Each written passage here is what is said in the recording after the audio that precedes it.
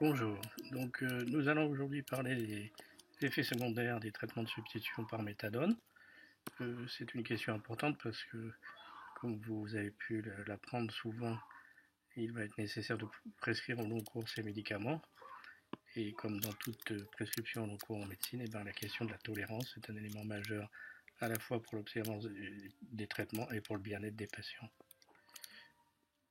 L'objectif du cours il est assez simple, c'est connaître les effets indésirables pour surtout les anticiper, les traiter et enfin et avant tout informer les patients, un patient informé avec lequel on peut discuter des effets secondaires, c'est un patient qui sera certainement plus observant et qui comprendra et arrivera mieux à gérer son traitement.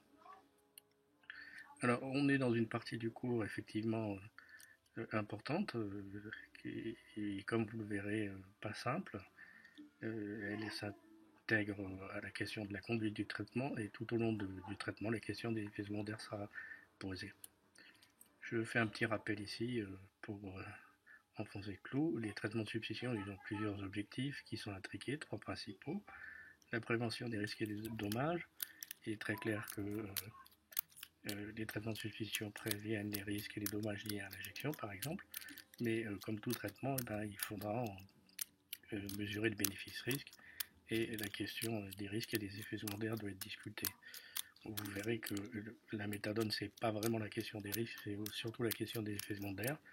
Toutefois, dans la littérature, il y a beaucoup plus de données sur les risques et finalement beaucoup moins de données sur les effets secondaires qui montrent très clairement encore le cadre idéologique et les débats dans lesquels on se trouve avec ce type de traitement.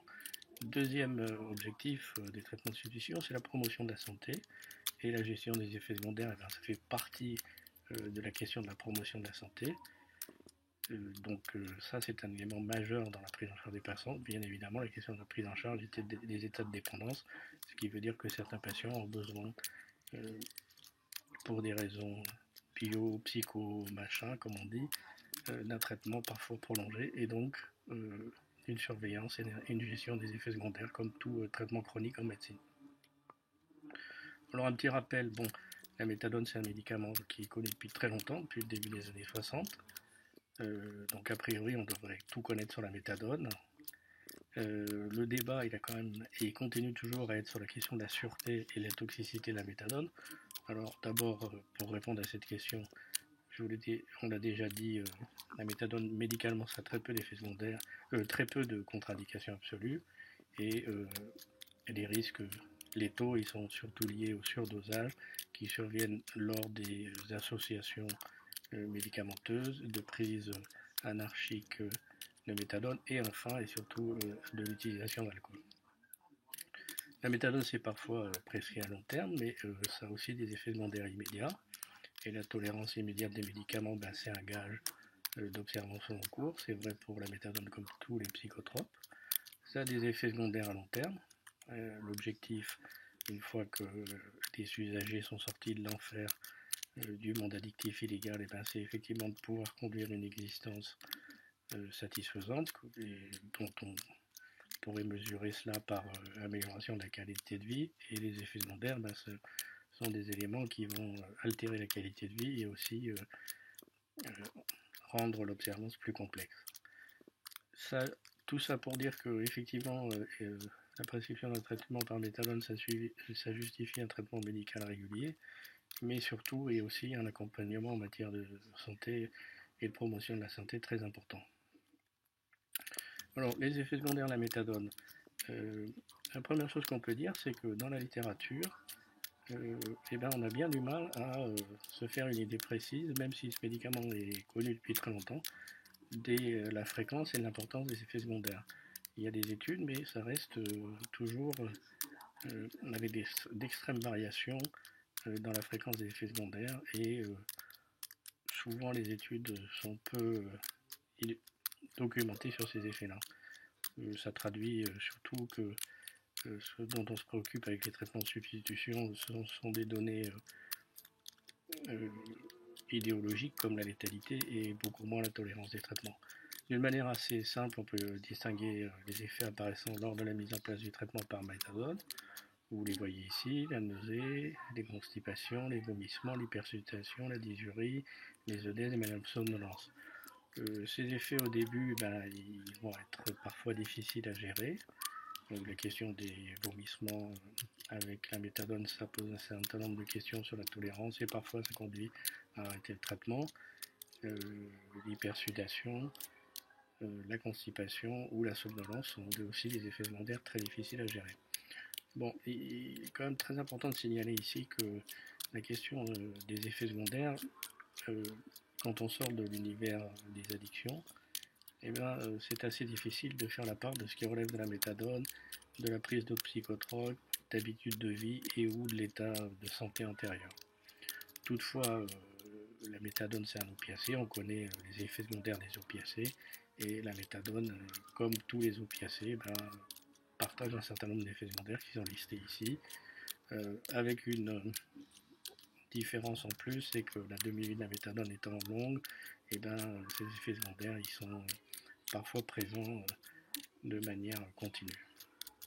Lorsqu'on s'intéresse aux effets secondaires lors de la phase d'entretien, une fois qu'on a stabilisé le traitement, adapté les posologies, il y en a 3 qui sont très importants et principaux, en tout cas ceux qui entraînent des plaintes et qui sont repérés par les médecins. Vous verrez que ce n'est pas les seuls d'ailleurs: l'hypersudation, les nausées et les constipations.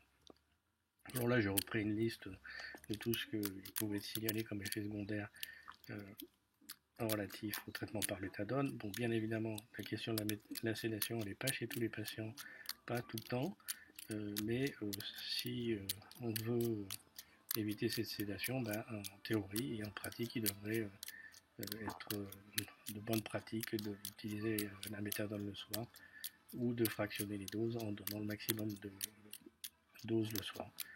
Cela a un effet, c'est que ça diminue la sédation dans la journée, puis ça diminue aussi l'usage de médicaments associés pour le sommeil ou d'anxiété qu'on va retrouver très souvent chez les patients utilisant de la méthadone et qui parfois ne sont pas du tout justifiés lorsqu'on fractionne les doses ou qu'on les répartit le soir.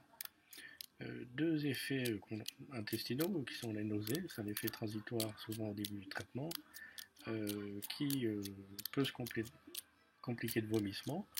On recommande alors, pour l'éviter si c'est possible, de prendre la méthadone au milieu d'un repas ou avec une collation, pas sucrée, c'est très important. Malheureusement, parfois, les nausées sous opiacés vont contre-indiquer ou rendre très difficile la prise d'opiacés. C'est une donnée qui est connue de tous les prescripteurs de ce type de médicaments. Il y a des petites stratégies qui sont dans la littérature pour essayer de contrecarrer les nausées. Malheureusement, c'est pas très efficace. Deuxième élément, la constipation. La constipation, les troubles du transit, c'est un élément très fréquemment rapporté avec les opiacés et donc avec la méthadone. C'est une nécessité absolue d'être pris en charge, et la prise en charge repose d'abord sur des mesures hygiéno-diététiques qui sont des éléments favorisant l'éducation à la santé. C'est pas toujours très simple à réaliser, ça nécessite effectivement un travail assez régulier avec les usagers. Parfois, il y a une nécessité de donner des traitements appropriés, surtout lorsque la constipation est opiniâtre. Et enfin, dans certains cas, il faudra demander un avis spécialisé. Quatrièmement, comme beaucoup de psychotropes, la méthadone, ça sèche la bouche, et c'est toute la question de l'hygiène bucco-dentaire. L'hygiène bucco-dentaire, déjà chez les patients addicts, du fait de la cigarette, de l'alcool et de toutes les substances psychoactives qu'on peut prendre dans les addictions ou des troubles des conduites alimentaires associés, l'hygiène bucco-dentaire, c'est un phénomène très important. Tout au long du suivi de la prise en charge et de la relation d'aide qu'on apportera aux personnes dépendantes aux opiacés, cette question de l'hygiène bucco-dentaire, elle est centrale. Elle est centrale parce que, effectivement, ça pose un certain nombre de problèmes esthétiques, douloureux, ça pose des problèmes quant aux questions de la digestion, c'est des voies d'entrée pour les infections, donc c'est un élément central à prendre en compte dans l'accompagnement et l'aide au traitement par méthadone. Cinquièmement, la question des sueurs. Les sueurs, c'est un effet secondaire qui est important, qui est parfois gênant, gênant socialement, gênant personnellement. Là encore, les propositions de prise en charge de traitement et des règles hygiéno-diététiques sont multiples. Elles sont malheureusement pas toutes très efficaces. Il y a la question de prendre des bains avec de l'amidon, d'utiliser la pierre d'Alain. Ce sont des conseils qu'on pourrait appeler de cuisine d'un point de vue médical, mais qui sont des conseils assez importants que les usagers connaissent d'ailleurs. Malheureusement, on ne peut pas toujours régler cette question de la sudation. Alors il y a des médicaments qui ont été proposés. Moi personnellement, je pense que rajouter des médicaments à la méthadone pour essayer de gérer les effets secondaires chez les gens qui ont déjà énormément de médicaments, c'est pas une bonne façon de pratiquer. La question des effets secondaires des posologies, c'est pas toujours lié aux posologies. Parfois, si on peut, il convient d'adapter les posologies, de fractionner les doses, de les diminuer peut-être. Et si ça ne fonctionne pas, bien évidemment, face aux effets secondaires, il ne faut pas hésiter à rediscuter l'intérêt du bénéfice-risque de la prescription de méthadone. Les effets de type aménorrhée, oligoménorrhée, sont des effets connus qui n'existent pas tout le temps, ne sont pas forcément tout le temps liés à la prescription de méthadone, mais là encore, il est très important d'avoir un avis spécialisé gynéco et endocrino chez les patients sous méthadone. Là, la grande question de la prise de poids, alors là, c'est une question effectivement centrale, puisque le poids, c'est un élément majeur du syndrome métabolique, qui est un élément majeur en lui-même des facteurs de risque des troubles cardiovasculaires. Chez les sujets addicts, la question de la prise de poids et travailler sur le poids, c'est une question très importante qui permet de travailler sur les addictions, l'ensemble des facteurs de risque, les polymédications, la sédentarité, la question éternelle des boissons sucrées, un peu de méthadone avec du Coca-Cola, c'est une très mauvaise idée, et puis surtout le tabac et l'alcool. D'autres effets secondaires, il y en a toute une liste. Les œdèmes, c'est des effets qui peuvent apparaître et être gênants. Puis la question de l'urticaire et réactions cutanées qui parfois entraînent une obligation d'arrêt ou une contre-indication aux opiacés, c'est décrit et connu. Alors la méthadone et la fonction hépatique, pour faire assez simple et aller assez vite, la méthadone n'a pas de toxicité démontrée sur le foie. Donc, si vous avez des troubles hépatiques, si vous avez le VHC, vous pouvez tout à fait recevoir la méthadone. Il n'y a pas une surveillance hépatique renforcée si vous prenez la méthadone. La grande question, c'est surtout les interactions médicamenteuses entre méthadone et médicaments hépatotoxiques.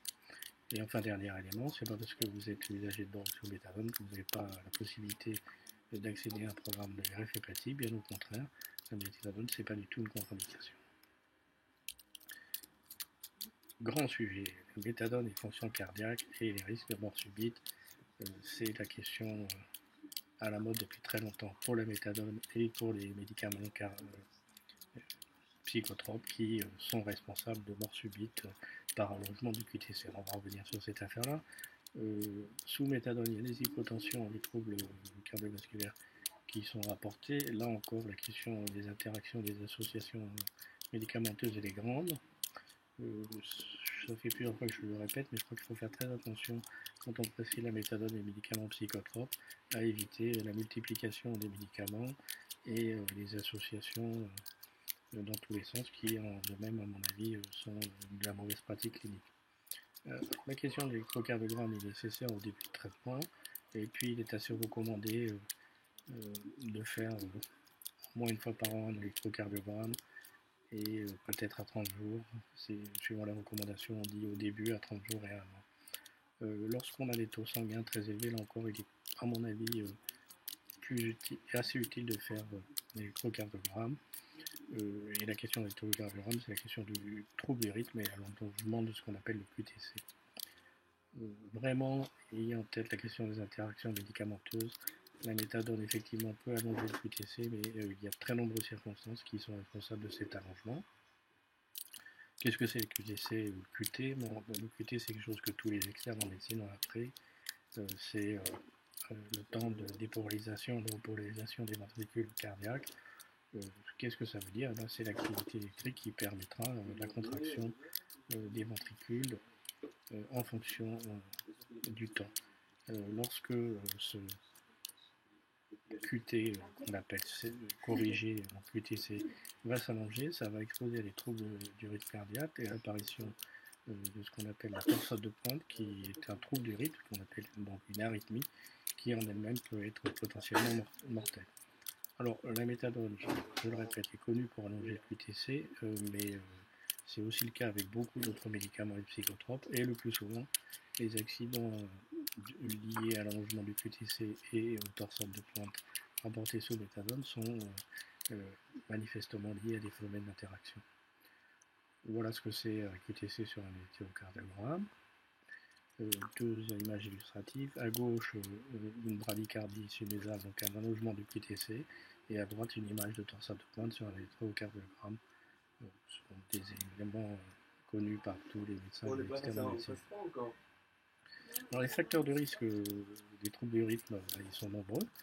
En médecine, ils sont connus, les histoires familiales de mort subite avant 50 ans, des facteurs qui sont personnels, un syndrome congénital de QTC, le VIH et le VIHC, les pathologies cardiaques et les pathologies hépatiques, l'usage de drogue, la cocaïne bien sûr, les amphétamines et l'alcool, les médicaments qui allongent le QTC, les benzos, les inhibiteurs du cytochrome P450, l'histoire des conduites alimentaires et tous les troubles qui vont concerner le potassium et le magnésium. J'ai mis ici quelques médicaments qui sont connus pour entraîner des torsades de pointe. Il y a des médicaments psychotropes bien connus. Il y a des antibiotiques, des médicaments antiarythmiques et des antinocéeux comme le motilium. La liste n'est pas exhaustive. L'ensemble des médicaments, les différentes classes pharmacologiques qui sont responsables de l'allongement du QTC sont rappelées ici. Les stimulants, les narcoleptiques, les antidépresseurs tricycliques, les médicaments anti-arythmiques, les médicaments antibiotiques macrolines, les quinolones, les hypocalimants et certains corticoïdes. Voici donc enfin un rappel des différents facteurs de risque que vous devez connaître lorsque vous prescrivez la méthadone pour le QTC. Donc les médicaments, les diurétiques, les cardiopathies, l'âge, le sexe féminin, le trouble électrolytique, certaines hépatopathies, la cocaïne, les antécédents d'AVC, le VIH. Dans le diabète, c'est aussi décrit, et puis les substances organophosphorées. Autre effet secondaire important, c'est les dysfonctions sexuelles. Alors, il est assez souvent rapporté une baisse de la libido chez les personnes prenant de la méthadone, comme d'ailleurs sur les médicaments psychotropes. Il est décrit des dysfonctions érectiles. La question des dysfonctions érectiles, c'est la question médicalement des facteurs de risque associés comme le tabac, le diabète, les troubles cardio. On décrit les gynécomasties, les atrophies, il y a l'hypogonadisme. Là encore, tous ces facteurs de dysfonction sexuelle et troubles endocriniens posent la question des facteurs associés. Il ne faut pas hésiter de faire des bilans et de proposer des consultations spécialisées, soit en sexologie, soit en endocrino. Et puis là encore, si ces effets secondaires persistent et sont mal tolérés, il faut envisager soit une adaptation des posologies, mais c'est pas très efficace, soit un changement du traitement de substitution. La grossesse et l'allaitement, alors ça c'est l'éternel argument. Et alors pour aller directement aux conclusions, la méthadone c'est pas contre-indiqué pendant la grossesse ni l'allaitement. Bien sûr, il faut une adaptation des posologies au troisième trimestre. Et puis, il faudra faire une prise en charge du syndrome de sevrage néonatal du nourrisson. Mais ce syndrome de sevrage n'est pas systématique.